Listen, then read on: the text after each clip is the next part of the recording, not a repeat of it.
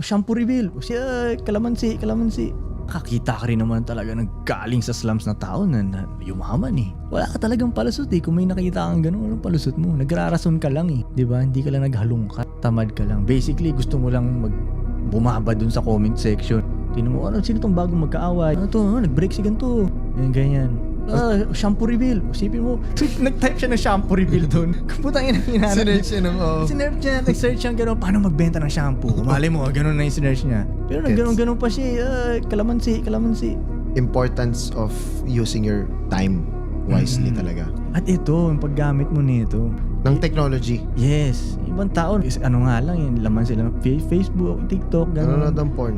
Oo, nanonood ng porn. Biktima sila nito eh. Hindi nila ginagamit na tool to eh. Biktima sila niyan. Tool ang cellphone, tool ang internet. Oo, para sa akin tool yan. Parang Android nito eh. Tanungin mo ako ngayon, lahat masagot ko eh.